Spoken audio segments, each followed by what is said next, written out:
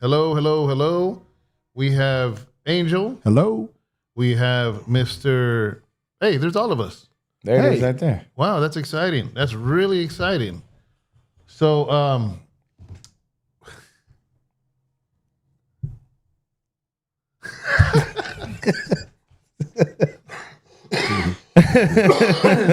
right, guys, we are late for all kinds of reasons, but none of them had to do with me. Yeah. Never, ever. Ever. All right. So, hey, Empty Tombs, thank you, brother. God bless you. What's up, man? What's up? It's in the car. Wasabi. We have Derek Mallory from Minneapolis, St. Paul, Twin Cities. 48 minutes late at that. Yes, 48 minutes late, man. That sounds like a hook. Bread of Life, Empty Tomb, Disco, El Super Bisto? I think. I don't know. Even my glasses just look small. Anyways, a lot of changes, guys. We have a new computer. We Glory to have God. a fourth camera. Glory to God. And, the best part is the fact that none of our cameras now are adjusted to each other. So, look, this one's really bright. I couldn't figure out how to change the contrast on it. Shine bright like a diamond. And I'm not even sure I like the placement of these cameras, but we're here. I don't think they can tell. I think it just looks like I'm the predator. See, like that camera is the gun on my shoulder. See, like that camera shouldn't even be showing, but it's going to show today. Because that's just the way we get down here. You know what I'm saying? Like, that's okay, though. Because we're in everybody's living room or in their car. But we weren't late on purpose. I'm just saying. For the record. For the record. For the record. For the record. Yeah. So somebody asked me, I don't remember, maybe you're watching, somebody asked me on Sunday after church that, for the record, yeah, that it's stuck in their head, and at work they were singing it. And they asked me, what is that from? Oh, they didn't know? No. It's because this. I'm clapping. I'm praising. I feel like I just snorted cocaine or something. I'm so excited. And I never did that before. For the record. For the record. For the record. For the record. But I'm clapping my hands. So that is nobody else but Mr. Furtick. Started, for whatever reason, during his message, said he was so excited it felt like he did cocaine, but he's never done it, for the record. Mm-hmm. So, yeah, I'll let him tell it. I'm wearing my I voted. Yeah, I didn't get the memo on that one. I voted sticker because we just voted against Prop 50. Yeah, boo on Prop 50. And guys, if you're in, go ahead. If you're in California, I want to say this: you still got time to vote till 8 o'clock tonight. That's right. For the record. For the record. If you know what this means, that's how I feel about Prop 50. So I wanted to play a video because there's a sister that Sharon talks to. She's really, really involved with a lot of the politics. She goes to a lot of the stuff, and she broke it down in 3 minutes so well, better than all three of us combined can do. But you were going to say? No, just that we've got to make it official. Carl. Oh, Carl's here? Carl's on. Oh, man, wait. Hold on. We got to start. Carl. Okay. Now I feel better about myself. Okay, me too. Cleared your mind? I'm totally clear. Carl, where are you at again? He's all serious. What if It he's was like, I'm at the Grubhub? This dude said it was scante. Dude, I haven't heard that word in decades, bro. Okay. So since we don't have anybody controlling the control booth, we can't show you the video clip, but this sister is sharing it and she breaks it down so well. She goes, anything against education, like the stuff you were bringing up about the school, like she's on it, dude. She goes to Sacramento. She goes to whatever is public where she can go in. And she broke down Prop 50. I'm saying that for many of you Californians, you have till 8 o'clock tonight to still go vote No on Prop 50. I hope that nobody Carl's a that sack. listens. Huh? Carl's a sack. I hope that nobody that listens to us that is in California voted yes on Prop 50. That's online. That listens to us. Any of the regs, I hope that none of them voted yes on Prop 50. Just for the simple fact that piece of trash promoted. So, guys, I'm going to play it on my phone. And, wait, I can do it through the, I forgot. From the Bluetooth. Yeah, let's do that. You know, it'd be cool What? is when we do plan to do an actual sit down on the platform, like what we had talked about, maybe with the guest speaker. Yeah. If we could have all of the regulars that are local, make sure that they come in, Oh, yeah. From the podcast. That'd be cool. That'd be cool. Carl's the sack. And just to, that way we can, meet face to face instead of just voice to text. Empty tomb. I'll be 40 next year, Holmes. Apenas? Sock check, fool. All right. This should work.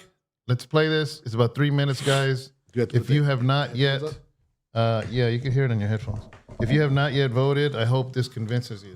Hope it convicts you. All right, here we go. Let's see if it works. Should. Blessings, brothers and sisters. This is Amber Arias. I felt led to go on here live. I know some of us, life happens, and we may Just take 'em have off. forgotten that today was voting day for the special election here in California. And I wanted to warn you and encourage you both, get out and vote. A lot of people are really torn. There's been a lot of money that's been poured into different advertisements and social media things, and a lot of people really are not aware of what Proposition 50 and so I just want to let you guys know that I was one of the main testimonies in opposition of Proposition 50 in Can you guys hear it? And I also testified against it in Senate. And Wait, can you guys hear that or no? Before I continue. I can't hear anything. Oh, wait. I think it was muted over here. That should play it. Wait. basically the top supporters and the ones that gave testimony and the ones led to go on here live. I know some of us, life happens and we may have forgotten that today was voting day for the special election here in California. And I wanted to warn you and encourage you both, get out and vote. A lot of people are really torn. There's been a lot of money that's been poured into different advertisements and social media things. And a lot of people really are not aware of what Proposition 50 truly does mean for Californians. And so I just want to let you guys know that I was one of the main testimonies in opposition of Proposition 50 in Assembly. And I also testified against it in Senate. And basically the top supporters and the ones that gave testimony in support of Proposition 50 was the CTA, the California Teachers Association, and Planned Parenthood. One may ask why. That is because this whole thing with the independent redistricting committee, they want to take it away. So this has been our way here in California, under California Constitution.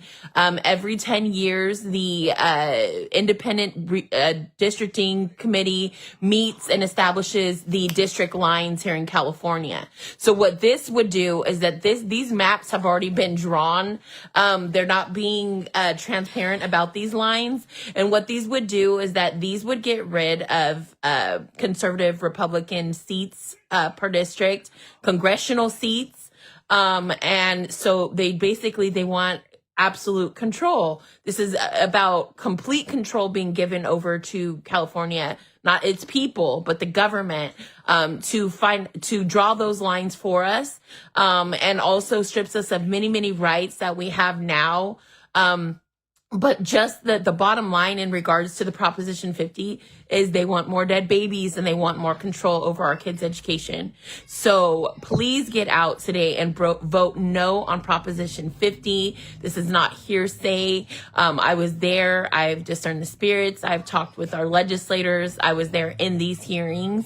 And I just want to encourage you guys, again, vote no. And if you have waited until now to get out and vote, what you need to do so that your vote is counted is you need to go into the USPS post office and you need to have them postmark it today so that it counts. If not, they won't be postmarked until November 5th, which is a day late and $1 short, and your vote will not be counted. So please share this. A lot of people are not aware of the facts regarding Proposition 50. There's been a lot of different Hollywood movie stars and well-known political representatives that are representing the facts regarding Proposition 50 in a very deceptive way. There's not a lot of transparency in regards to the maps as well as what this really means for Californians. So if you don't get out and vote, don't get mad when you start figuring these things out a little too late. We've been out here trying to sound the alarm to make people aware of what's really going on. And this is an absolute power grab for California and Governor Gavin Newsom to, as you know, no matter what his lip service may say, the proof is in the pudding. And he has gone completely against everything that encourages and promotes healthy families here in California. Our economy has been destroyed. Everything that he has signed into law in regards to indoctrination of our children and the mutilation of their bodies has been signed off by him. And he's definitely not for the people. So we the people, we the church have got to rise up, be the remnant army of God. Get out there. It is your due diligence. It is your responsibility to vote. Vote no on Proposition 50 because that could cause a lot of detriment and will take away our rights to protect our children, strip them of their purity and innocence, and give absolute power to corrupt politicians. So God bless you. Please get out. Remember to go to the United States Postal Service office and have your ballot postmarked today, November 4th. If not, it will be counted on the 5th, which is too late to be registered as a accurate vote. So please, please, please do your due diligence. Get out. Okay, guys. So you get the gist of what it is that she's saying. Now, I do want to say this. It's already 5 o'clock. So post office just closed. So at this point, if you have a mail-in ballot, do not mail it in. Just go in and vote because they scan it, boom, right then and there to the You to the can system. also, on that note, if you're going to go in anyway, you can go ahead and take your mail-in ballot that you probably filled out, take it out of the package because you're obviously not going to mail it, and then you can go into the scanner and it'll scan the same way. Yeah, because like Deanna's going to take ours right now. Yeah. So you're going to have to take it out of the package. You can drop it in there, but again, like that woman said, scan it, man. Yeah, like don't trust the mail. Don't trust anybody at this moment. At this right now, 5 o'clock, they'll use whatever excuse to not count any votes. Yeah. So take that out of the package and scan it, and it'll still go ahead and go through the scanner. Make sure you sit there and see them scan it. That way it scans into the system. Don't trust nobody. Don't trust any of it. That's the whole point. Especially if they got blue of this hair. Prop 50. Yeah. You hear that, babe? You got to get it scanned. Yeah. Tessie says, I prefer to walk mine in anyways. Yeah, definitely. Yeah. So I wouldn't trust, because all those all the drop-ins right now, those are going to go into the post office, like that woman said later, and they're going to post date it on the 5th, which are not going to count. So the ones that got dropped in, we'll say like by 3:30 or 3 o'clock, the mail came by, picked up whatever, then blah, blah, blah, blah, blah. But I personally, you can go ahead and take out your ballot and go ahead and scan it, and you can get the little, if you notice, Angel's wearing his, and then David is wearing his, and you'll get that I voted sticker. So that's what I would do. I would not trust any of these people, because that's the whole reason why we have to vote on this dumbness, is because of just the people are untrustworthy. Whoa, hold on here. Let me just say something. Are you saying that the California politicians can't be trusted? Dude, I'll say this. I'll trust Popeye from La Onda, bro, before I trust Gavin Newsom. And if you know, you know. Even Popeye can't be trusted. Even in his red tighty whities? Yes, sir. Especially. Hey, what about us? What about me? So anyways. Okay, well, David's over there doing his thing. Let me go ahead and jump into topic 1. Go for it. I have to go ahead and get this off my chest. It's something I'm very, very passionate about. And if people don't understand, well, then you know what? I'm going to pray for you. So I was on my drive-in. What did Empty Tomb here say? Oh. So I was on my drive-in here, and I noticed it yesterday, but I was like, yo, what's going on? And then today it clicked. And I said, oh, my gosh, man, here we go again. This is what I can't stand. This is one of the... So you can't stand it no more? I can't stand it no more. This is one of my huge pet peeves. What season are we in right now? Not season. What is the holiday that we're about to go through? I was about to say fall. Yeah, I know. What holiday are we supposed to go through here? Thanksgiving. Thanksgiving. What do you think people have up already? What do they have up already? Yep, front yards. Fall. They have, harvest. You're answering wrong. Let me answer for you. They have reindeers and Santa Claus and Really? I haven't seen snowmen. I haven't seen any. I've seen lights up on houses. Well, I've seen they've had them all year. Christmas. No, bro, I don't live in the hood, dude. No, they don't. Hey, you know how like Costco sells those backyard lights? Yeah. The hood uses all year Christmas lights, okay? I don't know, man. Too. There's some nice houses that have No, them dude. all year long. It is Thanksgiving time. It is time to be able to... Hey, don't put your Santa Claus stuff up, dude. It ain't Christmas time yet. You know what I mean, dude? And if you're really a Christian, you shouldn't have no Santa Claus stuff up. You know what I'm saying? What's up with St. Nick? Hey, come on. What you talking about? Get out of here. Get out of here. Hey, all I'm saying is give thanks before you get gifts. That's all I mean. I can't stand. I'm taking all I can stand and I can't stand no more. Is that... Look at Carl. He said I seen them up during Halloween. Yeah, dude, I'm telling you, man, it's horrible, dude. I cannot stand that as soon as the Devil's Day is done, they go into Christmas. Immediately, they don't even give thanks no more. That is just America. America. I can't stand it. We went. No, it's good. Okay. Yeah. Good. Okay. So, anyways, dude, I can't stand that. So you don't dude. like the early Christmas celebration? Yeah, no. Okay. Let's get some. I can get with that. Let's get some. Don't put your Christmas lights up. Do not. Somebody I know put up a Christmas tree before Halloween because her and her husband were about to have a baby, so they had to put their Christmas tree up because they're gonna have a baby. And I'm like, yo, what? In October, dude. I did everything. Mickey put her hand on my arm. That when Mickey puts the hand on the arm, that means shut up. But what does the baby have to do with the tree? Exactly. I mean, well, baby Jesus was born in a manger. So they need to do that too. But not the forest. Yeah, I don't know, man. All I'm saying is, I mean, if you hear me I'm not trying to ranting- hate on him. I'm just asking the question. If you hear me ranting and raving about this kind of stuff, trust me, I've been doing this for years. I cannot stand seeing Christmas stuff up during November. It ain't the time yet. Celebrate Thanksgiving.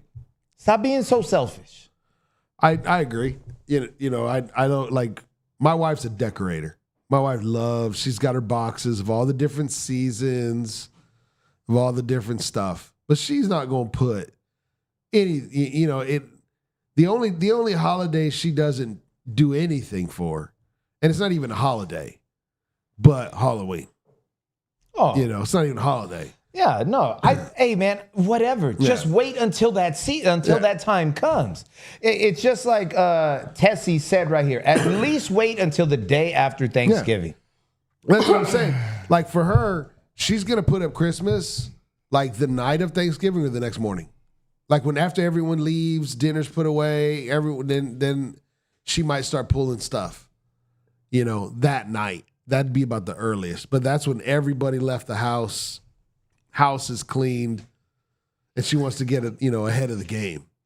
That's about as early as she's going to do it. Yeah, man. I told you I had to go ahead and get it off the chest. And man, dude, it drives chest piece. It drives Put it me on 4 of nuts. us? Or 3? There's, 4 of us. there's 3 only of 3 of us, bro. There's 4. I mean, Jesus is here. Jesus is here. Bring it in, Tino. He's speaking prophetically. Bring it in. No, I don't want no hug. Just put down them Christmas lights, dude. Keep your hug, dude. Take that stuff down. If you're one of those people, then you know what, man?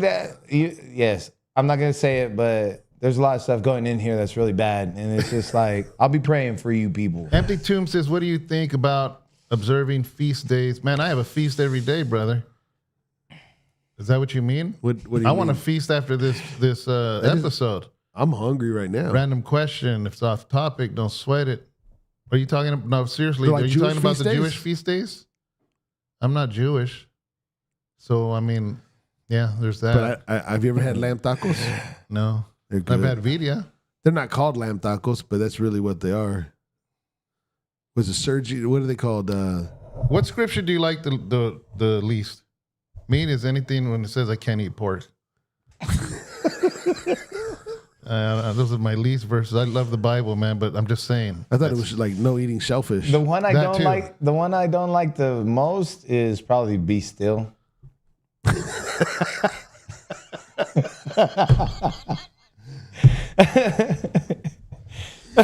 Yeah, biblical feast days. Yeah, I don't. I've read them, slightly studied them, brother. To be honest with you, I could probably use a little more study on it. But I mean, I'm not Jewish, so because of that, I don't observe them. To be honest. Yes, endless capabilities. I don't know about them too, but I have had balut. I haven't. And I will. Let me say this: good for the people that do like it, because I will never eat it again. I'll never eat it again, dude, ever. But good for the Filipinos and what they like. I think Baloo just gave Props to him a my twitch. Pinoys. Props to my Pinoys. What is Baloo? I think I know what it is. Baloo. Balut you know is what it is. balut is the egg with the little chicken. Yeah, that's what I thought. Still in it. Yeah. Other than balut, I love obviously lumpias. Oh yeah. I love pancit. Oh yeah. It's very rare food that I don't. Poetic. Hey, thank you so Thank very you. much. There's very Thank you. there's not a lot of Pinoy food I don't like. I grew up with Pinoy, and man, I got used to their food. But balut, I'm good. I'm not gonna ever do it again. I've been there, done that. You've tried I'm it? good. Yeah. Poor baby chick. No, I'm cool. For the record. For the record. That's right. For the record. For the record. All right. So now that Tino has sat up from the couch, and He got that off his chest. Yeah. I have a feeling we're gonna have a couple of more over these next few weeks leading up to Thanksgiving. Absolutely. If he shows up looking like the Grinch one day, yeah, because it's only gonna get worse, man. And you know what? I learned from my experience last year. I was to say, the two of you should already know this isn't new information, man. I expressed this That's what I'm hatred. saying. I remember last year. Yeah, man. This is horrible, dude. Hey, man. Let's give thanks. They want to give us 1 month of thanks. Let's give thanks. Thank you, Jesus. have we talked about anything yet? No. No, about the Thanksgiving. Yeah, Thanksgiving I know, and lights. But then you went over there, so that's why I started Yeah, talking you were about that. gonna But play we were waiting for Well, here's the thing, right? Is the holy water. you. Okay. So we went to, as you know, we were in Texas. As you guys know, we were in Texas, and we're at the pastoral training, and a couple that pastor out of Oregon. Out of Oregon. Well, actually, we didn't know it was him. We saw a couple people walking around with it looked like an energy drink, like a tall can, but white. It said holy water on it. So Angel's like, "Hey, where'd you get that? That's sick." You know what I mean? And Angel tracked down. So it's one of the pastoral couples that were there for training also. And so they, the wife was she's in marketing, and that's one of her accounts. And it's actually from a well that's owned by a Christian family over in Dallas. That they bottle that water, they pray over it, and they're like, because they wanted to go against that liquid death. Yeah. You know how it just That's looks what up- I was just about to ask Yes. too, dude. But I didn't want to interrupt you. Exactly, man. So me and Angel, since we were there, I had my laptop, I had my camera, I had my mic. So I'm like, can we interview you guys and talk about this holy water? Because I think it'll take off. Mm-hmm. You know, I really do. And so whether now or whether later, it's like a 15-minute video. And we're just talking to this couple, and they're talking about holy water, man. It's pretty sick, because I was realizing that it made us want to start a conversation with somebody holding it. You know, like a lot of us wear Christian shirts or whatnot. Can you imagine walking around with a holy water can? Oh my goodness. No, you know what? It was brilliant, dude. Yeah, I think so also. I think I honestly think, for somebody like the two of you, it attracted a good conversation. Yeah. But I think out in the public, it would probably draw a bunch of negativity.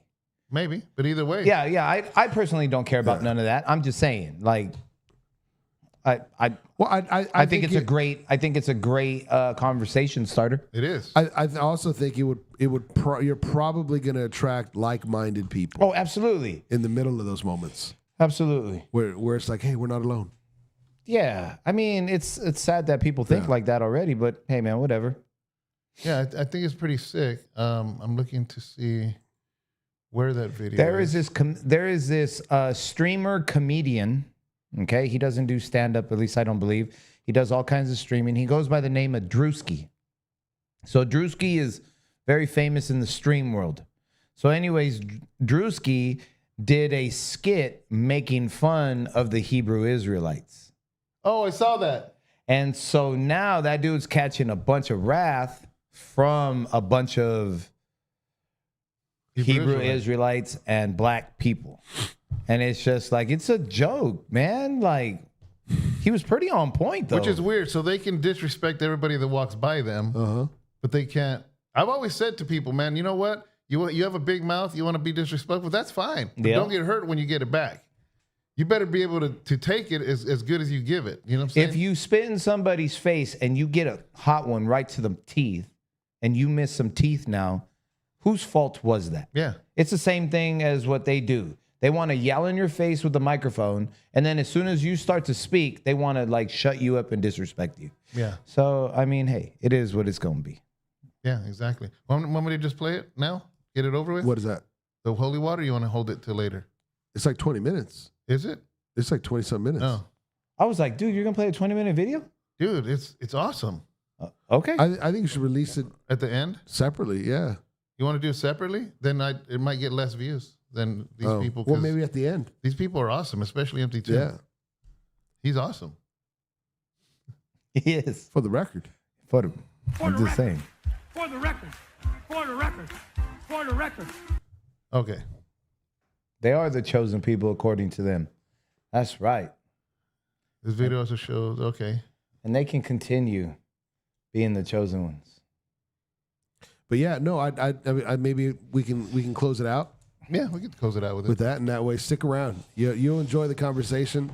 Great couple, great product, and we'll hopefully see if we can help it get it to a national stage. Yeah, I'm gonna order a case. That way, when I do the podcast, I want to have a can of holy water. We Open up a can of holy water instead of a can of whoop. Well, we were hoping to have one, but we ended up giving them away because of one was getting flying over today. What's to that? Patrick. Oh yeah, that's David. right. Yeah, That's right. Mile high hustle. Sometimes you just need have a the hustle thing to mile kick high. off the conversation and minister to someone. That's right, man. Mm-hmm. I mean, that's the whole thing about this, right? I mean, my brand, right? My logo alone has people walking up to me. That's one of the main, there's 5 different Hebrew Israelites who have walked up to me because they see my logo. And so because they see it, this is how they started off. Hey man, I noticed that logo that you have on there. And I'm like, okay, cool, what's up? And then they were like, so does that crown stand for Jesus? Yeah. Can I talk to you for a bit? Absolutely, man, what's happening? And then we get into conversation. And that's exactly what it is. So yeah, I'm all about whatever I can to get whatever conversation needs to be started. Yeah. And then we go from there. I saw this video. I think I'd sent it to Joseph. I'm not sure if he had said he'd already seen it. I'm not sure. I don't remember. But basically, this guy this Hebrew Israelite wanted to debate a Christian guy. And the Christian guy was quoting something out of 1 Corinthians. And he's like, well, I don't believe in 1 Corinthians. Yeah. And he's like, well, and then he says something about Romans. Well, I don't believe in Romans. He goes, what's the book of Acts? He was just historical and this and that. Like, dude, we ain't the same then. Yeah. We're not going to debate Bible if you don't believe the Bible. That's right. You know what I'm saying? It was just like, it's just ridiculous. Like, so whatever they don't like, they don't believe in it. You know what I mean? I don't believe in this empty water because I want more water. So I don't believe this is empty. You know what I mean? But I'm still not going to get any water. You know, just like, it's just dumb. And that video, out of all the Hebrew Israelite videos, I'm just like, this really shows me what it is that you're up against. It's not a biblical debate because they're throwing the Bible out. Right. It's just whatever they feel like believing in. There was one dude who said Paul didn't know what he was talking about when he wrote. Yeah, that's the one probably. The same and I one was just like, I'm like, okay, but you do? I was like, let me just watch this video because I want to see where you're going. And then just to listen to him contradict himself over and over and over again. So what text or literature do they believe? Yeah, good question. They believe in the Old Testament. They want to live in Old Testament times. They want to dress like the Old Testament. But they believe that the Old Testament is talking about them, that they're the lost tribes of Israel. So the tribe of Dan? I don't know. Because Dan disappeared. All I know is this, is that at first it was like just pure blacks, just African Americans. And then they started to realize, wait a second, there's a whole lot of Mexicans up in here. So then they're like, oh, you belong to this tribe. You know what I mean? It's like, dude, get out of here, man. You're just They just blended you. Yeah. You know, and it's just really dumb. Like every time I watch those videos, I feel dumber after. You know, it's kind of like the Jehovah's Witness. They believed that it was 144,000. Until the organization reached 144,000. Exactly. And then it just, so the goalpost keeps getting changed. And then it was the elders. And then it's like, okay, keep it moving. Keep moving. One of my biggest debates with not biggest debates, I don't mean it in that. One of my biggest things with Jehovah's is see, I do what I do for the kingdom of heaven. I do what I do is it. Because that's where I'm going. Right? Yeah. So I'm doing that because it's gonna I'm gonna bring some people with me to the party in heaven. And so my thing is this: none of you are going. So why do what you're doing? They don't believe in any of that. They're not going to heaven. Ask any Jehovah's Witness today. Oh, Jehovah's Witness. I was thinking Hebrew Israelites. No, Jehovah's, bro. They don't believe they're going to heaven. So why do what you're doing? Go sin. Go have a great time. You know what I'm saying? Because you're not going to heaven. Yeah, I know. So why do what you're doing? That's one of my things with them people. For the record. Yeah, I don't know, man. I'm just like, when I saw the video today, I'm like, okay, this is the ridiculousness of what it is they're coming up with. And it'd be like trying to tell somebody that the sky is blue, and it's not even a debate if they say, I don't believe there's a sky. Yeah. So that's the difference. A biblical debate, again, let's say denominationally. A debate, period. Yeah, a debate. Denominationally. It's like we both agree, we're both Christians. Let's say you're Methodist and you're this. We both believe in the Word of God. We both believe it's inspired Word of God. That's different. Yeah. You know, but to debate somebody on the color of the sky and the person says, I don't believe there's a sky. It's just idiotic at that point. So why even debate, dude? Like, you talking about the Bible says that some are given over to a debased mind? What better example is there than that? Like in the resurrection, as far as alive today, the most world-renowned scholar on the resurrection is Dr. Gary Habermas. Yeah. He's the one that was on Lee Strobel's his book that he interviewed. Yeah. And also the movie, because he flew out there to actually interview him in The Case for Christ. Mm-hmm. And so I took a couple classes with him when he was still teaching at Liberty. And he has a whole section of it where he says, listen, I'm going to teach you guys how to argue this point, because they're not going to use the scriptures. And you can argue the resurrection apart from the scriptures, and show proof of the resurrection. Yeah. And he was like, because you have to find an even ground to be able to have a conversation. You know, because he's just using Josephus and other biblical texts that's going to point right back in the things that they were saying. Yeah. But you can't have a debate or an argument if you can't establish on what point you're arguing from. It just doesn't make any sense. Yeah. But have you noticed there's no glitches? I know. And speaking of having, even playing ground. Yeah. Today's November 4th voting day. Yes. Okay. So there's a lot happening around the country. Today for us, my sticker, voting day for Proposition 50 in California. Yeah. We're asking everybody to vote no. Vote no. We don't want the lines redrawn. We don't want to lose seats. So, yeah, you still got time. You still got till 8 o'clock to go in. At this point, do not drop it in the mail. Do not do it because it'll be postmarked tomorrow and your vote won't count. At this point, you got to go into a voting place and make sure you scan it. If you have the mailing and you just haven't got a chance to mail it, do not go drop it into the mailbox. Go into a polling place, open your letter up, like you said, and scan it. And make sure that registers. We have till 8 o'clock, so we have another 2 hours and 40 minutes or so for that here in California. But there's things happening all over the country. Yeah, New York is choosing a mayor. Texas is also voting on their redistricting. Oh, are they? Mm-hmm. That's why, allegedly, even though the plans in California were already drawn up, it was Governor Newsom that said, "Oh, if Texas is going to do it, then we're going to do it." Even though California already had the plan to do it, he's a liar. But any idea what's going on in some of those polls? No. I just checked it right now, right before you said it, and nothing is loading up. I can't find it anywhere. Did you see Newsom was upset because Joe Rogan won't invite him on the show? He was pretty heated. He scared me a little bit. I thought he was going to get violent. Yeah. Well, because he's Gator, man. Gator. Who is? Newsom. That's his nickname when he was on the street. Wonder Bread and Gator. Are you joking? Yeah. Oh. Because when I think of Gator, I think of the other guys, Yeah. and I think Gator was tight. I didn't know he was telling a joke. I was like, don't disrespect Gator like that, bro. Gator's tight. But do you Wonder remember, Bread, I can see that happening. do you remember when he was like, were you a pimp? No. Gosh, no. Gosh, no. Did you hear the story? Did you hear the story?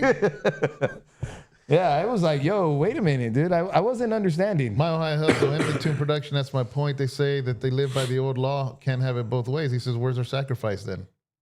It's a good one. One of the things is Mile High said, I don't need to debate. I don't need to debate the word of God. It speaks for itself. And I understand that. And for me, I have learned that I'm not debating anymore. You want to go ahead and speak? Let me hear what you got to say.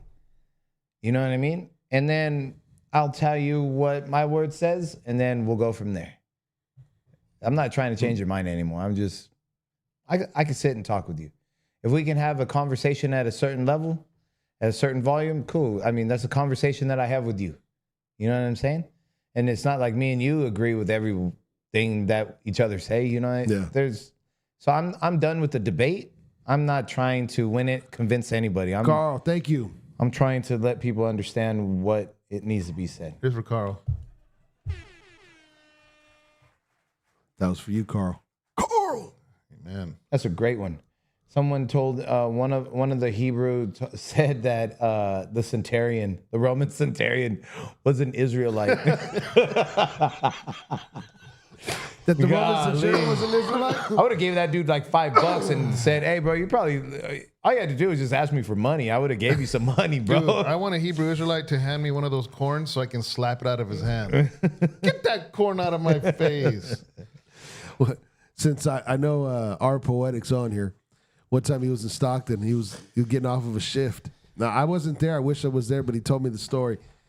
And maybe you can correct me. Hopefully I'll tell the story justice. But he was really tired. It's real late at night. And a homeless person comes up and was like, "Dude, give me money." And he was like, "Dude, I ain't got no money to give you, bro. I don't got that much. What are you talking about?" He's like, "Well, I'm hungry and everything else." And he was like, "Well," and he starts arguing with Daniel. And he was like, "Dude, I got a couple bucks, bro. I'm broke too. Like, what do you mean?" And so he's arguing with him. And Daniel's like, "Dude, I had to work for this, right? Like, I got a couple bucks." And then finally he was like, "All right, you know what, dude? Work for it." And he was like, "What do you want me to do? Do this?" He said, what did he say? He told him, "Do the centipede or do the Michael Jackson." No, he didn't. at an AM PM over off of in Stockton. That's right. And he wanted $5, and so he did it. He goes, dude, he was so good, I gave him 10. That's right. I got right here And he's that grown up to be a star now. the polls are the polls are closing soon. Okay. That's how come I can't find any numbers of what it's for New looking like. York? Yeah, for New York. Oh, that's right. They're going to be... There's another Somalia dude. I believe it's I want to say it's Minnesota. Yeah. It's either Minnesota or Minneapolis. One of those, right? But a Somalia dude. In the state of Minnesota, yeah. Yeah, and so he's running for something. Or is it, no, Michigan. It was I want to say it was Minnesota? But it was up there. I know it was up there. Yeah, one of them M's. Yeah, because I seen him with the flag. Yeah, he had his little Shaw thing on that he wear. He had the Somali flag behind him. Yeah.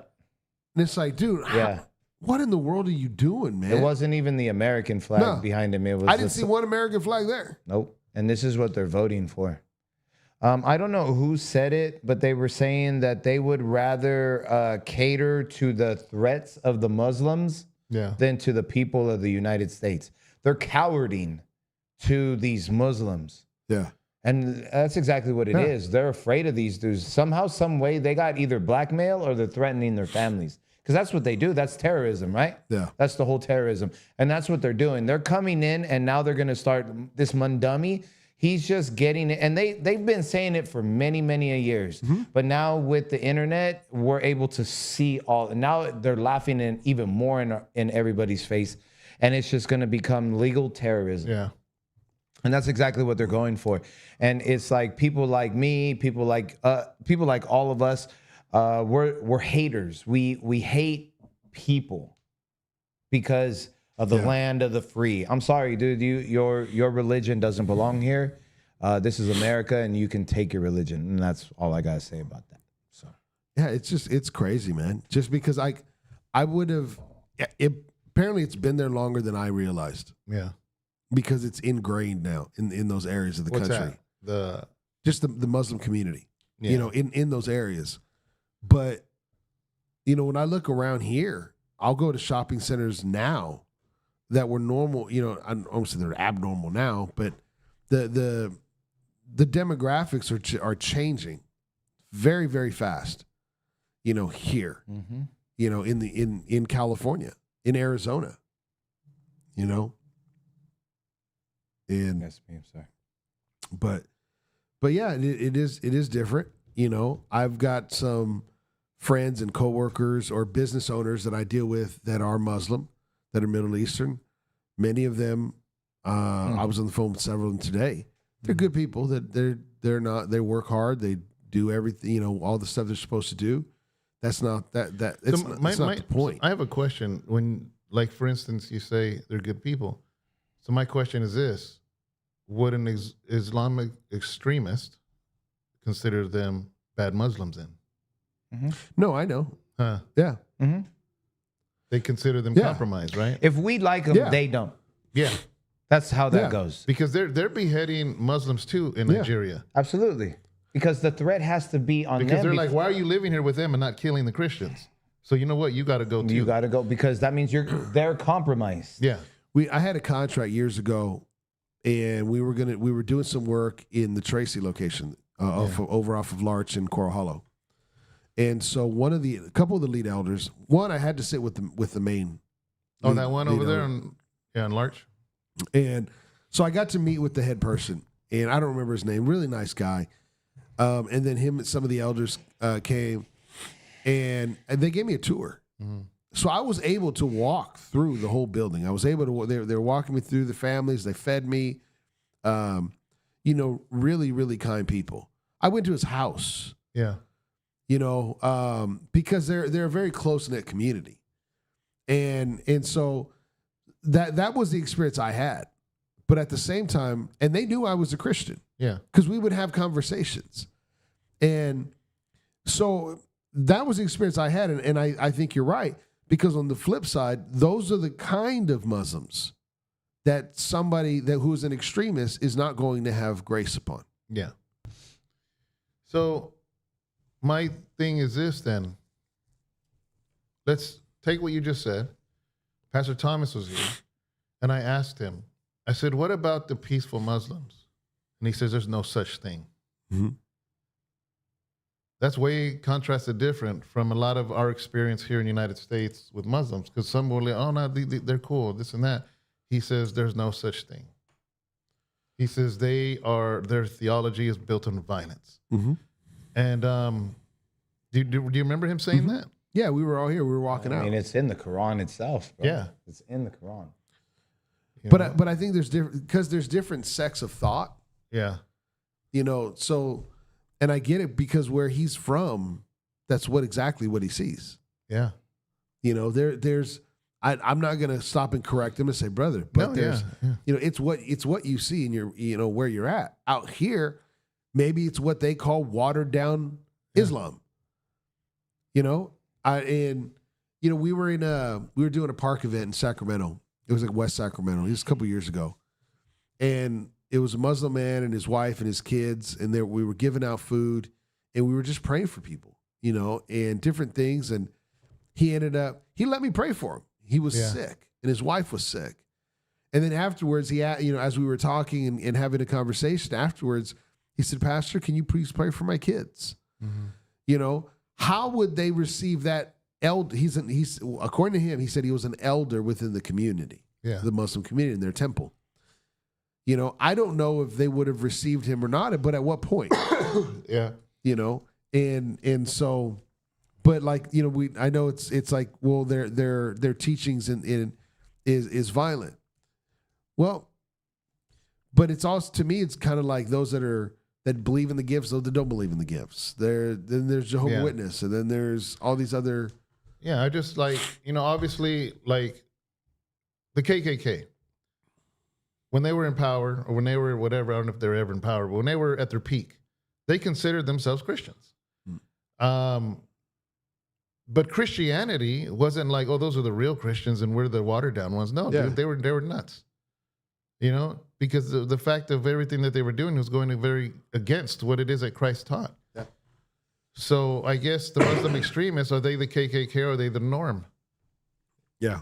You know, that's kind of what I'm trying to get at, because our neighbor here, Sam, is Muslim. He's an Iraqi. He's from Iraq. He remembers the war when he's a kid and bombs going off and all this stuff. I needed to change my oil today, you know, and I'm like, hey, I'm going to be on the podcast recording. Can I leave you my keys and just give me my keys on the mail slot here at the church? I said, because I can't answer the door. I'll pay you tomorrow. And he's like, yeah, sure. He hooks me up. You know what I mean? He's a Muslim, you know? And so, I mean, I'm not like sitting here like, but is he a practicing Muslim? I'd never see him pray 5 times a day. Yeah. He was all happy the other day because he bought a cowboy hat and boots. You know what I'm saying? So it's like his girlfriend was one of the waitresses over here, a blonde girl, at the restaurant right here. Oh man. Oh no, then he ain't practicing. You know what I'm saying? Yeah, that ain't so practicing. It's like, sorry. Nope. Would he be considered an enemy from a Muslim extremist? You know what I'm saying? Like, so it's just like this. I don't know. I had a coworker that him and his dad were hardcore Trumpsters Uh-huh. from Afghanistan. Oh, really? His dad brought him Did over. he color his hair blonde? You know, his dad came, and when he was telling me, he was really young, because he's a young guy in his early 30s. He said when the real estate collapse hit, and his father, at the time, his mom and dad were married before they divorced, and he said that he was broke and he couldn't find a job, and so he went to go live with his mom, and his father took a position to be a translator and went back to Afghanistan. And he was a translator there for a couple of years. Yeah. And him and I think it was a cousin or something. Yeah. That they went back and they were translating. Oh. And he said, man, they were hated. Oh yeah. They were hated. He said it was very. He said, he goes, my dad never shared with me the stories. Yeah. Any comments? Yeah, there's some comments. Positivity doesn't sell. Have you already talked about what's been in the news with Sudan? I haven't even heard nothing. Let us know. What's going You on? looked it up? Yeah, I did. So, blood spilled in Sudan can be seen from space. Nobody can feign ignorant. Feign, I think that's how you say it. Feign. Feign ignorance about what's going on. It shows a picture. I guess there's a picture on here from October 31st. Oh, you good? Yeah. I'm just gonna read off the top couple paragraphs, man. I didn't really get into this this article, but because we always mention these kind of things. It unfolded in plain sight over 18 months. The city of El Fasher in the Darfur region of Sudan besieged a rapid support forces. Mass killings are underway. There are reports that in one maternity hospital, almost 500 people, patients and their families were killed. The few that managed to escape tell of summary executions. Are we good? Yeah.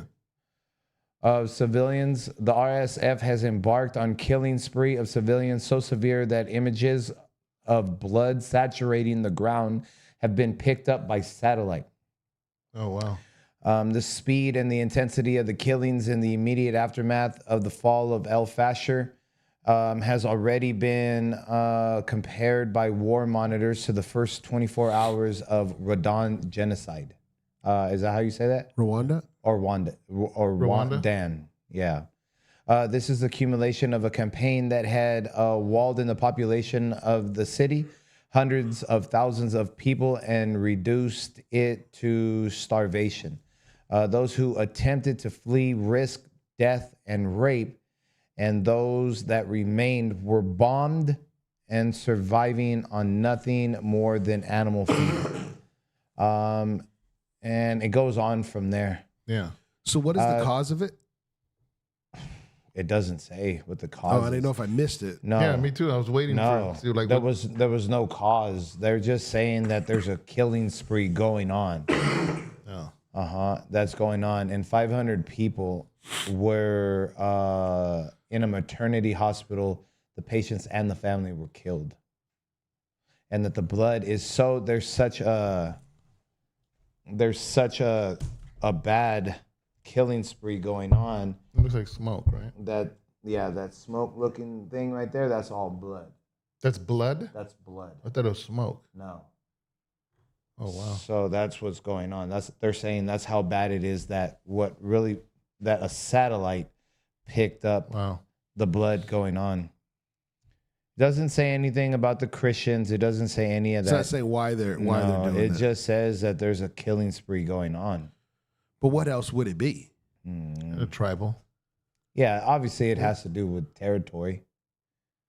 But I mean, as far as what, I don't know. I'm trying to find it's a trip. what it is. Because even I remember Pastor Thomas was like, he goes, yeah, there's many kings. I was like, what do you mean? He says, well, each tribe has a king. Yeah. And each tribe is basically a family that eventually is, hundreds of years old. So they choose a king. And they're against the other tribe because they're king. You know what I mean? It's just like, it's a trip. It says right here, Sudan's war is described as forgotten. But in reality, it is tolerated and relegated, because to reckon with the horror in Sudan is to look into an abyss of regional and global politics. It is to see the growing role of some Gulf powers in Africa and beyond, and to acknowledge the fact that no meaningful pressure is applied to these powers, including the UAE, to cease and desist from supporting a genocide militia because the UK, US, and others are close allies, and so on and so on. It's just, just absolutely sad. You know what I mean? And it's just, there's so much that goes on, man. Just all over. Yeah. That's why when I forwarded you that message, when was it? Friday. Which one? Of President Trump responding about Nigeria. I mean, how many months have we been talking about Nigeria and the massacres there? Months we've been talking about it. And then finally, Bill Maher? Is that his name? Bill Maher. yeah, Mayor. Yeah, he mentioned it. PBD mentioned it because of Bill Maher. We've been talking about it for months already. Bill about Maher the mentioned it because massacres. of us.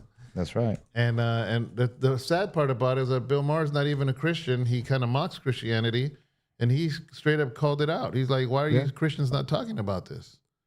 You know, but you know, Did he call the Christians out, or did he call the media out? I think both, if I recall right. Because I don't remember it. I'd be interested just to know, just because now that makes me think, because he mocked us for so long. But I also, he did a whole documentary mocking Christianity. But I also think that he knows we don't have the media outlet.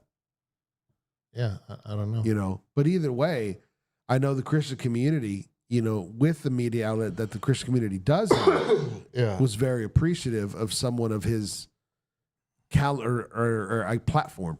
Yeah, exactly. To finally acknowledge it.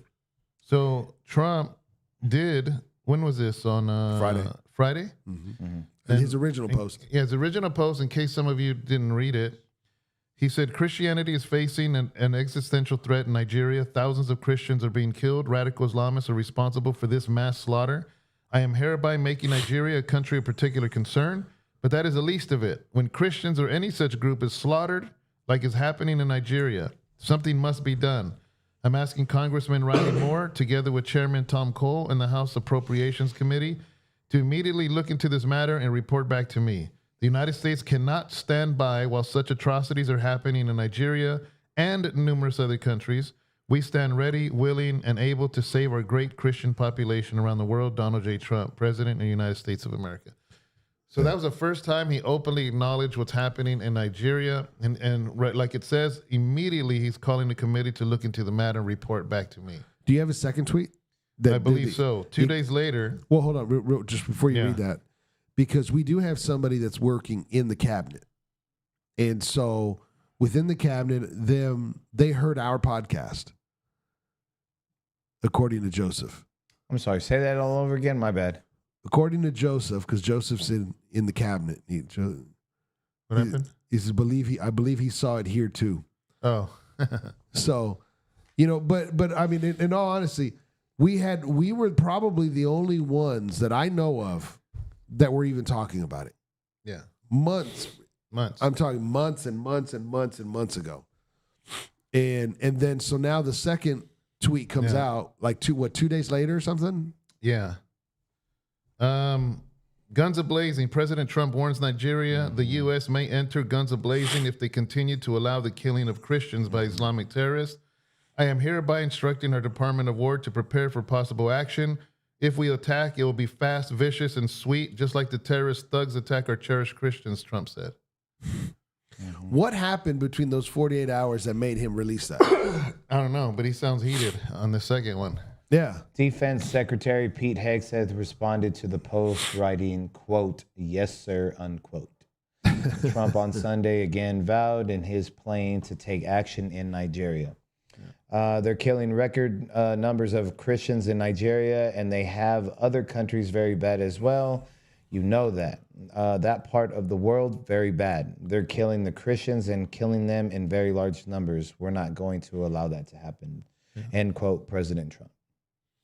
So, I mean, you know what, man? It's very great. I think we've even said it before on here, man. Whoever it, pray that word gets to President Trump, that he finds out about this, because we all knew that he would take some type of action because of his peace treaty that he is creating around the world. And he's not going to just allow militias to walk in and kill useless, unarmed people. Innocent. Innocent, unarmed people. So he's not about that. And so I think that's great, man. I mean, I hope that him and Hegseth, I think he has a great cabinet to go take care of it all. Yeah, I agree. So I think they're all making smart decisions, and I trust what they'll do. So in case, another thing, I sent that first article to Pastor Thomas. Mm-hmm. Oh, yeah, you did. I saw that. And I'll read to you what he said. I sent him that same one, the first one that I wrote. And he said this: "Thank God that somebody is finally going to respond to the cry of millions of my brethren. God bless America. I just arrived in Lagos a while ago, and I'll be leaving for home in the morning. Thank you for everything, and God bless you." Mm-hmm. So that's from Pastor Thomas. You know, I can't help to think, man, like we read about Sudan, and then we got to talk to Pastor Thomas and everything that he's going through and all this stuff, and we're over here voting on Prop 50. Yeah. These people are losing their families. Yeah. And we're over here wondering about Newsom, and everybody's trying to come underneath the radar with these crooked ways, and they're trying to just steal what is allowed to us. And it's just, I think it's just crazy, man. I say it all the time, first world problems, man. Yeah. You know, I know recently also, you know, with Trump's conversations, what do you guys think as far as with his making a deal, having a 12 out of 10 conversation with President Xi in China? What's the question? Just what are your what are your thoughts on that? About Newsom? No, President Trump. How he met with the president of China. And they're at a trade truce right now? Yeah. And that they came out and he said it was a 12 out of 10. You know, he wasn't having those he was having those conversations with Russia. Yeah. Now that's switched, and now he's having these conversations with China. What are your guys' thoughts? I don't have any thought. I don't know. I don't know enough to have a thought. Go do your thing, Trump. Okay. Yeah, go do your thing. I don't need to know everything you're doing. It's not like I agree with everything my Theo's doing. You know, I'll say that. Go do your thing, man. I have heard some criticism on Trump by people that voted for Trump. Mm-hmm. A small amount, not a lot. It's not loud. But because he's dealing with Russia, Ukraine, Gaza, Venezuela, now Nigeria, I've heard some patriots say, I thought you were going to help United States. Why are you dealing with all these other countries? I don't know everything, but now China, you're saying. So I would say this, though, is that a lot of that lines up with helping America. Absolutely. And to me, they're being very short-sighted. Is that the right word? Yeah. When they say that, you know, and I think that dealing with Venezuela for its obvious reasons, he's helping America. You know what I mean? So to me, dude, this is a small world. And like Thomas said, he says if United States sneezes, the world gets a cold. Yeah. You know, so I mean, I'm not so Mr. Patriotic that I don't think he is doing exactly what he needs to be doing in these other nations. You know, I don't see it that way. I know some people have been critical of him because of that. But to me, that doesn't make sense on that to be critical of him. Yeah. Because it's not our young men going to those countries. Yeah. It's him. And that's what a world power would do. You know, and it's like if you it's very ignorant to think, well, why is the United States being the police, you know, the world police? Because if we're not, somebody else will. There's going to be somebody. Who would you rather it be? Yeah. Would you rather it be Russia? Would you rather it be China? Or would you rather be the United States? You know, that doesn't make the United States all the things that they do righteous or correct, you know, but I would rather have the United States do that. I have more confidence, you know, in that. But, you know, it's just interesting how, you know, with China, I don't have any criticism with him meeting with China. I don't have any criticism of that. I don't, you know, I think to me was if you're going to, you can't, to me, it's uncomfortable to have every world power against you. Yeah. So that doesn't make sense. Like you're growing up that you want is there a time that you want everybody against you? No. Have you ever played? Oh, you have. Have you ever played Risk? Yeah. Love that game. Probably my favorite game. World domination. And have you guys played Risk? And if not, why? Why have you not played it? Why have you not been born again? But basically, it's a world domination. Instead of Monopoly, where you want to buy all the properties, it's a map of the world, and you're basically taking over the world. And this is what happens, whether it's in the rule book or not, is that early on, if I need help because I'm attacking you and you help me, one round, you help me. I'm like, dude, if I attack him, can you please not attack me on this? And he's like, dude, I'll tell you what, I'll do 2 rounds and I won't attack you. That's it. That's all I can give you. That's all I need. So then I attack you, right? And then later on in the game, he needs help, and I don't forget the favor he gave me. That's right. That's how the world works. Yeah. That's right. So I was watching this thing that I didn't even know that I guess something happened in Korea a long time ago in the 1950s or 60s, and Turkey, what does Turkey have to do with Korea? Turkey helped them. I don't remember what happened. I can't remember. I wish I could remember. They helped them. So fast forward, 65 years pass by. Turkey has a major earthquake. They don't know what to do. They need help. And Korea comes and says, hey, man, we got this and this and this for you. Here's a whole bunch of money. You know? Yeah. And it's like, you're helping us? Yeah, because we didn't forget what you did for us 65 years ago. So dealing and being strategic with the world powers is important. Absolutely. Because we all live on this globe. It's one world. Yeah, you know, so, I mean, I don't have an issue with Trump.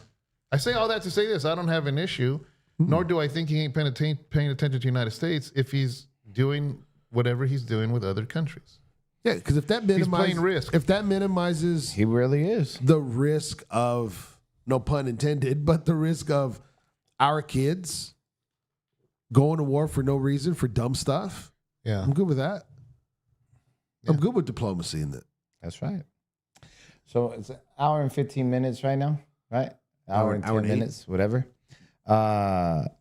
Real quick before we get into the last couple of things, shutdown thoughts.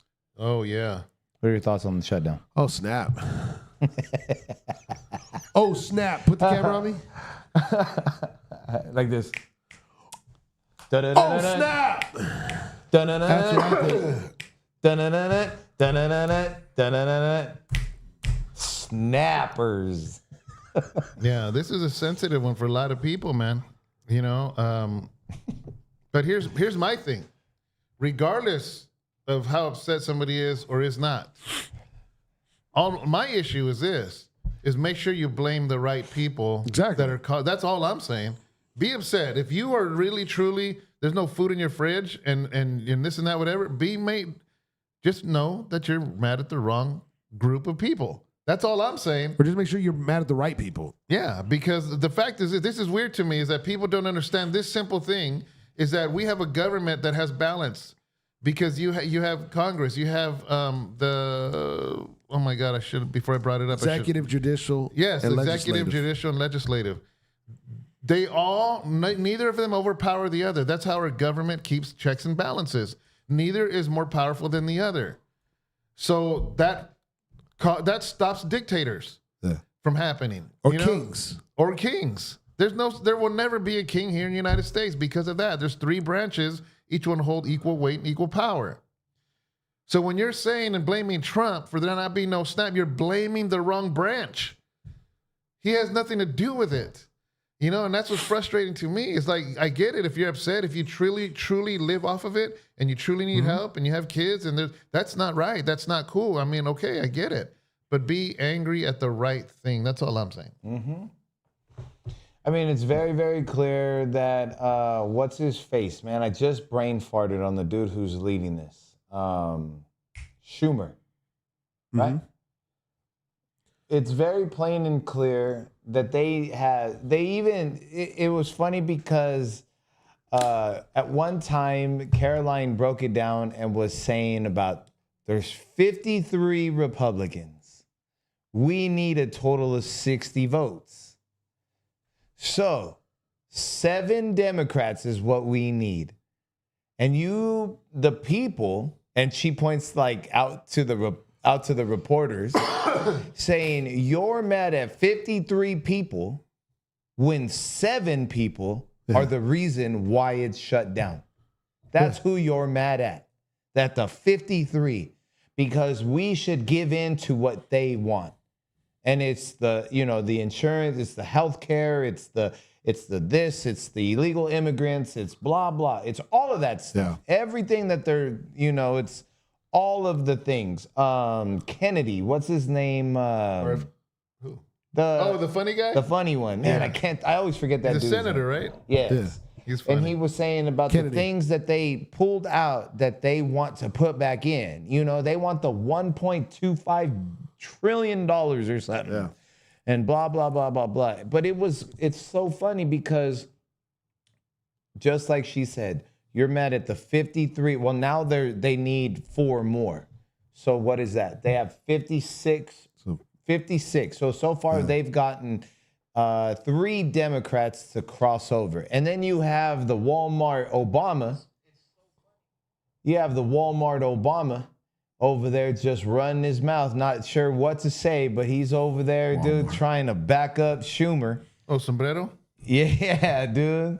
That Timu Obama, dude, like, bro, go somewhere, dude. Go visit Diddy. But another thing, too, I mean, this is, again, a deeper conversation, but the fact is, where did we become a nation that we're so dependent on government to feed us? Oh, man. That's a whole other conversation. Oh, man, yeah. At what point in other Yeah. nations, dude, if you're not doing something to give yourself some food or something, you're going to starve. Again, that's why we live in the greatest nation on this earth. You know, it's crazy. For all of the Hispanics that maybe watch this that get mad at immigration issues and deportation and racism, you know, I don't know if you remember, Deanna had to get her dual citizenship recently, last year. Yeah. So she had to get her Mexican citizenship that she got from her dad. Because even though property is in her name, she Yeah. can't do anything with it if she's not a Mexican citizen. Yeah, you can't do nothing with You it. can't do anything with it. So there's laws in countries like Mexico that don't let Americans do whatever they want to do. What? I don't believe you. They I don't believe just you. because you're American and you go to Mexico, you can't get Social Security. That's not fair. Exactly. That's not fair. And that's the ignorance of it. It's like, dude, you expect it here, but the country you're praising from, you know, and where you're coming from, even though you left there and you're here, it just doesn't make any sense. It doesn't make any sense at all. Now, do I appreciate the United States because it has programs that help people get back on their feet? Yes, I do. I get it. I think that's awesome. You know what I mean? But when you turn a Band-Aid into a livelihood, Yeah. that's a whole other conversation. You know, I mean, in prison, if you don't like the food they serve you, you better learn to hustle. Because they know you're gonna eat that food and that's it. You're stuck. You better learn how to draw, you better learn how to paint, you better learn whatever it is you gotta do. There's people that iron clothes for people that are getting visits all the time. There's people that they will get your boots that are not shining. Somehow they'll figure out how to make them things shine like military boots. Everybody has a hustle because you know what? If you don't eat the food in the chow hall, then you're going to learn what to do so you can make what it is you need to make to get the sopas. You know what I mean? And that's just what you do. And here, it's like, That's crazy. I appreciate the fact that we're a nation, we can get help. Yeah. I get it. You know what I mean? But at the same time, when you depend on it, that's a problem. This is all I'm gonna say about the SNAP, right? You work 20 years, and for whatever reason you get laid off. Okay? So you have to go on unemployment. That's limited. Yeah, it's limited. They give you only so much money. Yeah. Right? For a certain amount of time. Yeah, for a certain amount of time. And it's not a long time. No, it's like 6 months, I think. Is it? And maybe No, it's longer than it's like a year and a half. I don't really remember. if you do extensions. Yeah. Yes. So But I the think thing, it's 6 and you months. have to qualify. Yeah. Okay. So but it's limited, and that's because you worked Yeah. for. You that. have to have it in that account. Yeah, that's for it to because be you available. worked for it, and they limit Yeah. you. It's your money. But if you have no ambition in your life to do nothing, but expect somebody to feed you, that's Yeah. forever. Yeah. And my thing is you have that reversed. You need to, I think welfare is a phenomenal program. I think I've said before, and I think I've said it on here, I've known a family in my years, I've known a couple of these men who, one guy in particular, I'll never forget his story. The guy had a three-bedroom, 2-bath home, and the guy was paying like $400 for that home. He was on Section 8 and he collected food stamps. And so he got hired onto the job. And so, because he was temping, he got hired onto the job. And then within the first like 6 months, he came over and he was like, I said, bro, you look like you're super excited. Are you high? And then he said, nah, man, we just moved into our apartment. And I said, what? He was like, yeah, bro, we got a two-bedroom, it was a 2-bedroom, 2-bath. We got a 2-bedroom, 2-bath apartment. I said, bro, you had a 3-bedroom, 2-bath home. I've been there. He was like, yeah, but man, that was Section 8 and we were on food stamps. My food stamps run out this month because I canceled them and my Section 8 is done. This is all ours. Yeah. And he was like super excited about that. And so I'll never forget that. I didn't understand it at the time because I was in my young 20s. Yeah. It was like burn the government, live everything for free. I didn't know what I know today. But in my life today, when I think of that story, I think, wow, man, that's phenomenal for that man and his family. You know what I'm saying? Yeah. I have no problem with it. I love that my taxes would be able to get taken out to go and help families. That's what I want. Yeah. Right? But for them to grow a generation up on it is where I And then when you don't get it, you're mad at Trump. Yeah. Then you're mad at me because I ain't in agreement with that. You know, years ago, I use the word ain't. 2010. Which Trump's not even the ones that's doing it anyway. Yeah. So right. Something else, but I'm just making my point. But 2010, 2011, when I started my landscaping business, and I was on unemployment. I had a federal job, moved from over there, had unemployment in Arizona, moved over here and got it for 6 months, 5 months, I think 6 months. And when that ran out, we needed some help. And so they helped us. And I was very straightforward with them. And they said, what are your, you got to sit down and what are you going to do? How, you kind of fill out the application type of a thing and resume. And I told them, I said, I want to start my own business. But you have to do all these classes and criteria to keep your funds. Now, this is 2010, 2011. I don't know what is this now, but I'm talking that time frame. I never lied to them. I told them I was making income. They let me get help. Because what I was making wasn't sufficient enough at this time at that time. Yeah. And so I never lied to them. We never lied on the paperwork. We divulged to them as far as our income on the business that we were just starting at the time. And they did give us help for a few months. And I was very grateful for that because we wouldn't have survived without that. Yeah. And I appreciate that. So I'm not saying it as somebody that's never experienced it. To feed my kids. I'm very grateful. But once the business took to a place, and I could have lied and extended it. I never did. I let them know the entire time. And so the first thing that stopped real quick was cash aid. Yeah. And then the next thing that stopped was I think the food stamps or whatever it was. But it extended out for a few more months, like 2 months or something, but we took it a stage. But here's the thing. I was working, dude, all day long. But there was classes that I still had to take. And I took the classes. I was there and everything they asked me to do, we filled out the paperwork and everything that we asked me to do. And I went to work and I was building a business and so I did all those things. Yeah. Not to stay there, but to let my family eat, to get to a place that I didn't have to be there any longer. And then we stopped because we didn't need it anymore. Like you're saying about, with your friend. So I get that. I understand that. I appreciate that. But it was never intended for anybody to stay there. Yeah. And a lot of the people that are complaining, they're able-bodied individuals. Yeah, look at positivity doesn't sell. Says if a man has 5 kids and can't provide for them, the state puts him in jail. If a woman has 5 kids and can't provide for them, she gets free housing and food with no time limit. Yeah. Well, I don't know if some of these people are kidding around or they're being serious, but they're saying they're on TikTok and all over the place, Instagram and whatever, and they're saying about how they have like 4, 5, 6, 7, 8 kids. And it's like, how am I supposed to go work? I'm supposed to be at home spending time with my children. You guys work. Why can't you give me what it is and this and that and blah, blah, blah. And again, I don't know if they're kidding or what, but it's...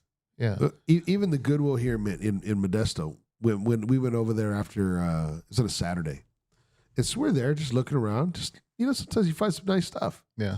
And on the wall, right, I'm looking at the pictures. If you ever notice it when you're going to the cash register. And I looked up, and they were talking about their different ministries and the different programs. Mm-hmm. And it shows a woman with kids. Yeah. None of those pictures had a man in it. Oh, really? None of them. None of those pictures of goodwill, in their quote unquote goodwill, are helping any family that has a father in it. There's not one picture up on there. Go look. Well, I know this. I promise I'm done after this one on this topic. But one of the things I think it's Caitlin Clark. I think that's her name. Basketball player? No, maybe I'm saying it wrong. I forget her name, but she was saying about how this is the only leverage that they have. Yeah. And they're holding this shutdown as leverage. And she said, we know that families are going to go without food and some families might lose their homes, but this is the only leverage that we have at this time. And if we give it up now, we lose all our leverage. Wow. And So that's crazy. They're using people to leverage. They're using human beings as their leverage, bro, for them to get paid. Because that's really what it all comes down to, is them with their little snake Well, that's another money. question. Is all of these people is it Congress? Yeah. They're getting paid. They're getting paid. They're getting paid. Yeah, everybody, all of the politicians are getting paid. Schumer said this is great for the Democrat Party. Yeah. Like, dude, you said that publicly? Yeah. Like, and you got no shame about it. Because they wanted to use it to squeeze the Trump administration. Yeah. And the ignorant part is you still got these Democrats that are still voting for these people. Yeah. And they're voting for a non-dummy. And they're voting for all these different things. And it's like, man, they're saying it to your face. Yeah. So Trump did release funds. I didn't know it was $8 billion a month. That's what he released? No, that's what SNAP is. $8 billion a month. So they wanted him to release money for something else. He's depleting something else that if a natural disaster happens, there's no money in it. So people are getting half of their SNAP because all there was $4 billion in there. So he gave it up. Again, it's not his job to do that. It should have been the Congress.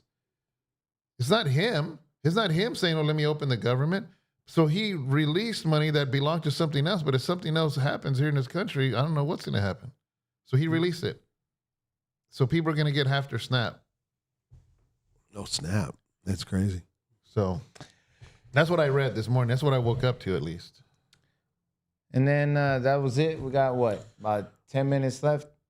Yeah. Well, You wanted to touch on a leadership topic. You want to touch on a leadership topic, or you just want to leave them with the video? Probably leave him with the video. One of these days we're gonna get to the leadership topic. Yeah, well, I'm barely getting over my cold. It's my fault. I got everybody sick. I got his wife, Diana, sick first because we were all four of us in Texas. And then she got you sick.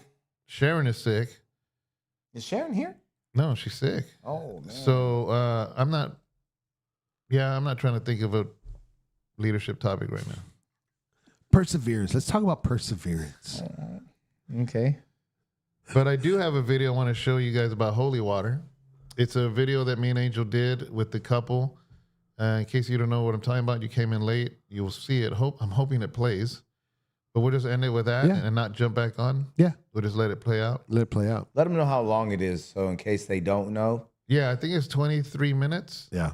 Stay on. Check it out. Yeah, check it out. It's Stay On. Really cool cover. Their past. Well, they say who they are. Yeah. So let's go to that. Hopefully To it all our plays. viewers, check it out. Let's see if it plays. All right, guys. So as you guys know, we're in Texas. So we're going to clip this into our episode next week, which for you guys isn't next week. It's now. Anyways, boom. Yeah, so we're here in the Woodlands, Texas at this, what do you call it, the Life Center? Yeah. Here at Part of Grace Church. Right after the hurricane came through. Yeah, it didn't come through here. Well, the weather, the outskirts of it. Is that why it's muggy? No, it's Texas. Oh. Anyways, we want to introduce. Sorry, Texans. We want to introduce a great couple to you guys, and we're here for a pastoral training. It's a 3-day intensive thing, and they're feeding us like crazy. And Ungodly. Yeah, Ungodly. but we were talking with Craig and Debbie, who I'm going to introduce you guys to, and man, I'll let them show it to you guys. But basically, let me introduce you real quick. Super cool. You guys are on the camera now. Hey. Yeah. Hi. Yeah, my name is Craig Rodenmeyer, and this is my wife, Debbie. And we are pastors of a church in Talent, Oregon called Lifegate Church. LifegateTalent.com if you're interested in checking us out. And we're just glad to be here with you guys today. Yeah, so they're not drinking beers. I know the way it looks, because all they see is the top of the can. Yeah. Look at that, holy water. Isn't that amazing? So, guys, this is what caught my attention, right? Because I saw, or you saw somebody, I did, yeah. I saw somebody walking around in the conference with holy water. A couple people, Yeah, yeah. and I'm like, didn't you say, what'd you get? Yeah, because when I was walking through and I'd seen it, and then I went up to somebody who opened and they drank it and they fell out in the spirit. And I was like, what is it that you're drinking? And so, it's serious, but no, I'd stopped them and I said, hey, what is that? Where's that can? I've never seen that before. I said, do you guys sell it in the store? And right when that happened, Craig was walking by and they said, see that guy with the backpack? Go stop him and talk to him. and that's kind of how it came to be. Then we had the conversation. Yes. And what'd you approach him with? Hey, I heard you're the water guy. I heard you're the holy water guy. That was literally my question. Yeah. Yeah. We got another story. Yeah, what's the backdrop? Yeah. Yeah, well, I'm really just going to let my wife talk because she's on the executive committee for this really cool new thing. By the way, this 19-ounce tall boy is pretty cool. It's like cruiser ready. And so, Debbie, would you just talk about But the it's not story? carbonated or nothing, it's Yeah. water? Yeah, so what's in here is actually spring water. But this is pretty special spring water. So there's a spring outside of Keller, Texas called Samantha Springs. And at that spring, which produces a massive amount of water on a property, which is another story for another time. Yeah. But the water, the well, has been prayed over. We actually were just there a couple days ago, Wow. and we got to stand around the spring with a group of people and intentionally pray over this water and over the cans that it would go into and all the people that would be met with the water. So the water's prayed over, the cans are prayed over, and the tagline, which I love this, is hydrate your soul. That's cool. Yeah. Really cool, right? I like that. That's the key thing. But the other key thing about this is we're like you, it stopped you in your tracks. It's like, Yeah. what is It that? caught my eye immediately. Yeah. And it allows those of us who are believers to have an intentional gospel conversation, because it's like, oh, I'm so glad you asked. Let me tell you. And what's really cool is, just to drop so I don't forget to say this, is the idea of prayer, at least so much so that there's a QR code on the can, that when you scan that QR code, it leads directly to let me pray for you. Wow. What do you need prayer for? Site. That's awesome. Yeah. Yeah, I think that in history, God gives us his thoughts and his ideas, and I like to say I need a God idea and I don't need a good idea. Yeah. And I think that this really is a God idea that he dropped into Candace and Ben Randall's mind. Randolph, excuse me, sorry, Candace. And it just and she's of the type of person that she'll take something like this and run with it and just carry the fire, if you will. And so that's the story for holy water and where it came from. It's not Catholic, but it is universal. Yeah. So what she did is she heard from the Lord, and it's really a pushback against another specific product that will go unnamed on this podcast, but I think we know who that might be. We won't speak that death right here on this. No. Don't And tell anyone to murder their thirst. Either. yeah, all of that garbage. It's dark. And so God dropped this idea into Candace's mind and said, I want you to push back against the darkness. Yeah. And so she took the idea, she heard the Lord say holy water, and she was like, come again.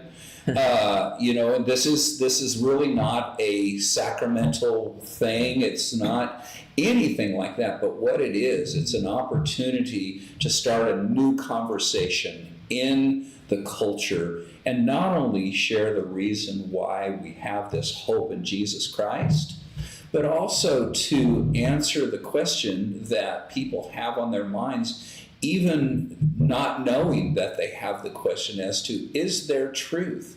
How can we know truth? All of these existential questions that people are asking, and it really, it just reverberates with a lot of light and soul. Wow. And the water's great.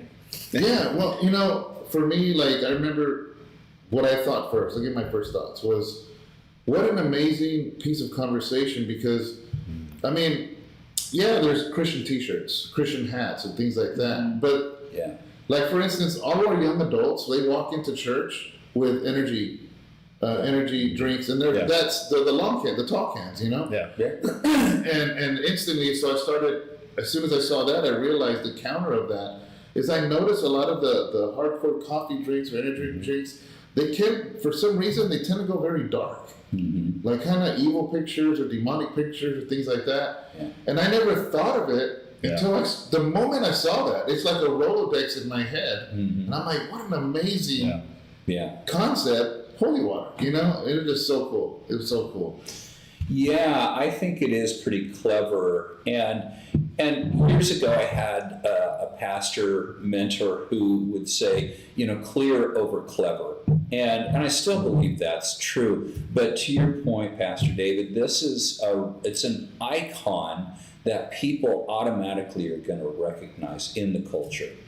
And we're bombarded with these branding, marketing schemes, and more than probably we're actually aware of.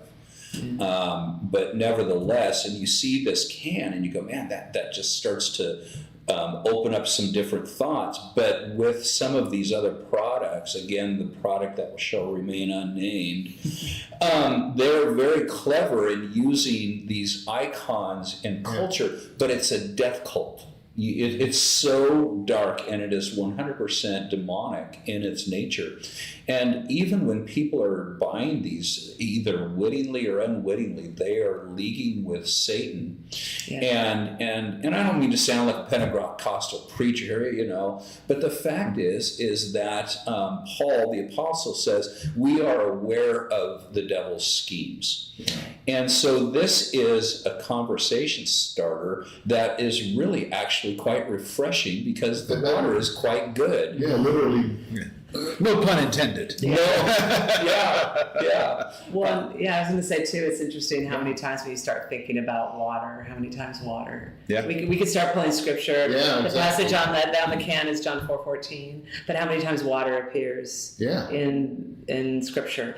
And so it's pretty powerful that the Lord uses water in so many ways that are positive. Yeah, and it tells a great story.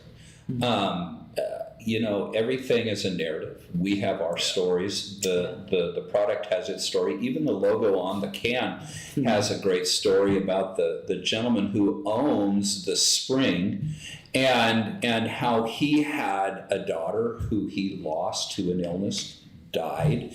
And so the very concept of giving life in remembrance of this daughter of his, and all of that's outlined on the website.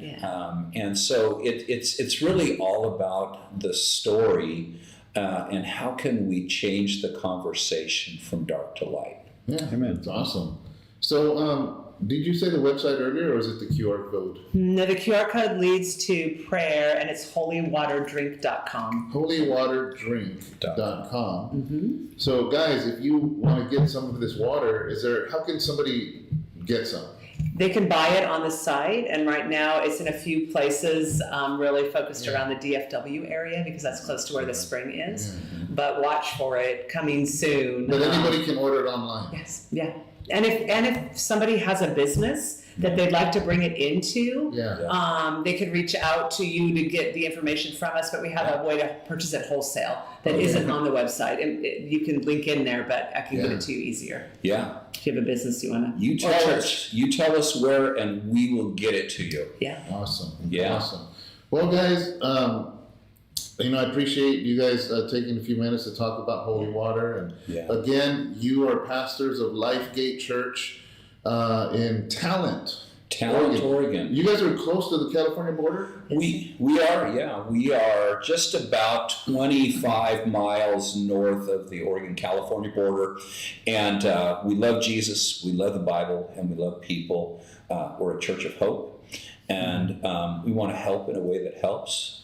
We obey God, and we pray, and we expect God to do great things. That's who we are as a church. And we very much believe as a body of believers that we have an obligation to be sharing the biblical worldview with our culture. I'm borrowing from another pastor who says it's certain that hell is going to be pulling its message up. It's just incumbent imperative that God's people are pulling the message of heaven down into the culture. And again, that's really in part, in a large way, what holy water gives a man, woman, young person the opportunity to do, because it's so striking, as you've pointed out, Pastor David. It's like, what's that? And it's just an opportunity to tell somebody about Jesus or address culture in a way that says, no, I'm not going to do that. Darkness isn't real. It's just the absence of light. And so, this is the purpose. So that's what we're about in Talent, Oregon. We're a Grace International Church, as you are as well, Pastor David, Pastor Angel. And man, we are all about just telling as many people as we can about Jesus. We're the sign there that says the narrow gate is here. The narrow gate is here. Yes, sir. That's good. Anything you want to finish off with, Angel? Just to any pastors that are watching online, we're gonna order a case for our, as far as our church, our young adults, our youth. They're drinking water. I see order a case for myself. Yeah, bro, it's making me thirsty just talking. but no, seriously, just a great conversation starter. Especially in today's culture after 2020, the pandemic, people stopped talking to people. Yeah. And it's just another opportunity on a college campus, on a high school campus. Make it a point and make it a point to be strategic. And they handed me one, and I'm going to take it over to my office, and I want to use it as a conversation starter. It's a great opportunity if you're young and you're going, man, how do I learn how to create conversation starters? This is a great opportunity for you, to be able to do that and have it in your church as well. Have it in your church if you have a coffee. Like a little coffee shop. I would encourage every pastor, every leader, every youth pastor, every young adults pastor, get it in the hands of your people, and allow it to be a tool, not just water, but as a tool for the gospel's sake, and let that spread out in your community, in your city. Yeah, well, when we do our Bible studies, I always have a bottle of water there. I'm going to have one of these every time. I think you should. I think you should have the whole case stacked up in that pyramid. I've got, I just had an idea. We could have holy water can bowling, where you have them set up. You could have, the new Christian kid pong games, where it's pouring out holy water. I see a whole cultural revolution happening right here. Yeah. I agree. I would say this too, is that, guys, spend your money wisely. Spend your money for those in Christ. We need to support Christian entrepreneurs. Every time there's a Christian, there was a cartoon recently, I show the trailer in the church. And I tell people, we need to go watch this movie, take your kids. Because I believe that we need to support Christian business. So, you're going to give your money to Monster, you're going to give your money to Red Bull, you're going to give... no, man. This is a good way to support Christian business. I like what you just said, because, more and more, the Christian message is invading back and pushing back into, for example, the arts and culture. I don't know what happened with the church. It's almost like we abdicated our place. I don't know. Yeah. You know, and we can't just sit around and go, oh, well. But now, to your point, Pastor David, it's like whenever we have the opportunity to support a Christian business or a new entrepreneurial outreach or something like that, and it doesn't always have to be overtly about Jesus, but the born-again believer is carrying this seed into the field and casting it and looking for that good soil. And I'm not going to be shocked when I hear the first story about somebody who they were like, what, holy water? And then they start looking into it, and suddenly their testimony is somebody put a can in my hand. Yeah. And I met Jesus. And so that's just how we're hoping. I love your idea and the energy for let's support Christian ministries and ideas. Those God ideas. Absolutely. You know, creativity came out of the Spirit of God. You know, it was the Spirit of God that created the heavens and the earth and everything in it. Yeah. And as Christians, we have to remember that. And you know, like what you guys are doing with so many others, as far as just the entrepreneurship, the creativity, the work ethic, and we have to begin to support that. I know in Hollywood recently, since the pandemic, that's been more of a wave.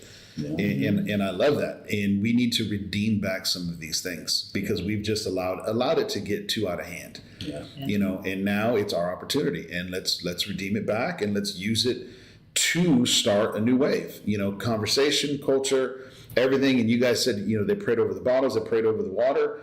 Why wouldn't we hear testimonies of people getting delivered, people getting healed, people getting ministered to? Just even through that fact, if Paul ripped pieces of clothes off of himself and handed it to somebody to hand it to somebody else, why should we not expect to see the miraculous? And even you go, well, it's just holy water. No, it's not the water, and it's not the can. It's Jesus. Yeah.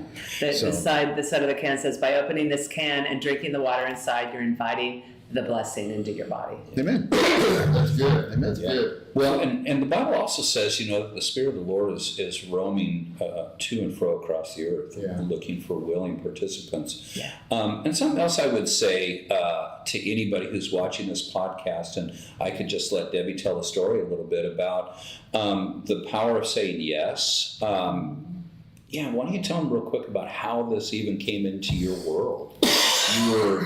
You were a buyer for a large fashion retail for years. In fashion retail, and Candace reached out to me probably about a year ago, and at that time it didn't make sense. We were really more clothing and beauty, things like that, and but it was just an open door. You know, she reached out. God prompted her to reach out to me, not knowing I was a believer, not knowing my husband was a pastor. She had an idea thinking retail, but then God started, interweaving things, and we start letting Him do His work, and we start seeing the dots connect, and we've stayed in touch, and we just were able to sit in Dallas and just watch how God's just creating the story.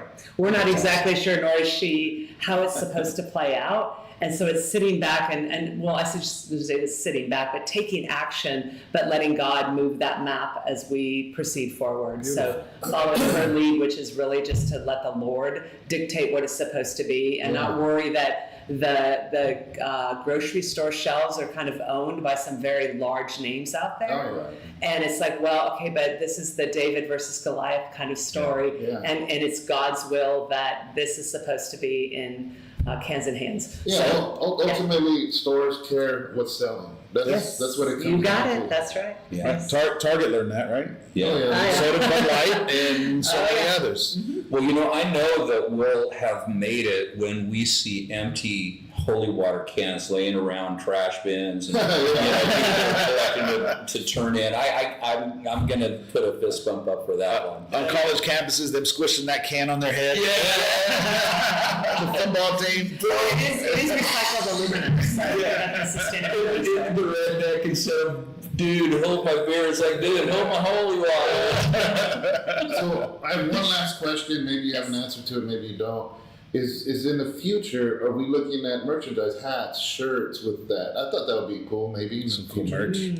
Yeah, like this tagline, right? Yeah. Yeah. Like, wait, how do I hydrate my soul? What's that supposed Yeah. to mean? Yeah. Like a NASCAR, wrapped in holy water and hydrate your soul. Yeah, Candace, when you see this NASCAR, Debbie, you'd be able to speak to that better than. Definitely. I think anything's possible. Maybe you can put it in her ear. Yeah, there you go. Well, let's play this podcast. Yeah, I wear a holy shirt water. Holy shirt water. Holy water shirt. Yeah, no, I know what you meant. I speak that way sometimes too. I would love to think that there's going to be some merch out and some swag that people can have. That'd be cool. So this is just starting to happen. It's been in the mind of the person who received this idea, and just now it's starting to take root. There's some really cool people that are involved with this, and there's an amazing team of God following people that love Jesus that are going to start rolling this out. So stay tuned, Pastor. We'll get you some swag. All right. This episode is sponsored by. So the website, one more time to order it. Holywaterdrink.com. Holywaterdrink.com. So this is your homework, guys. After this podcast, is I want you to order a few cases or a case, and I want you to pass it out to people. Let it be an icebreaker, and just walk around with it. Even after it's done, just walk around with it anyways. If you're walking in the store, going on the bus, walking down the sidewalk, Church picnic. whatever it is, So that's going to be your homework, is to order that and let it be an icebreaker and lead somebody to Jesus ultimately. Yes. Yeah. Now it's the real smart water. Yeah. It's the real. I enjoy smart water and I'm still dumb. Yeah, come on. Now, I just do want to say one thing about this whole idea of praying over the water. If that seems gimmicky, it is not. There's actually science that has been done. I've seen it. Yeah, man. And so I saw priests on it not too long ago. Crystals? it reorders the structure of the water. So this is not a gimmick, and so it's legit. Yeah, Amen. Yeah, you can look it up. You can do the science. It's there. Actually, recently when I did a sermon, I actually posted all the different formations of the crystals based on how they were speaking towards it. Yeah. And so Yes. And then with that, it's just chaos. Yes. and the chaos. Well, it almost sounds like the Genesis 1 through 3. Yeah. From nothing to everything. Yeah. It's almost like I don't know if there's any Bible verses that make it sound like words are important. Yeah. And maybe we're maybe made of quite a bit of water. I don't know. Maybe there's a correlation between the two. Maybe. Come on. So, all right. That's pretty. Is that any last words? No, thank you for having us. Yeah. And we're excited. Yeah, and if you're watching this podcast, serve the Lord with all your heart, mind, soul, and strength. Yeah. Jesus is coming. Amen. Amen. All right, guys. Thank you guys for your time. Thank God you. bless. Bless you.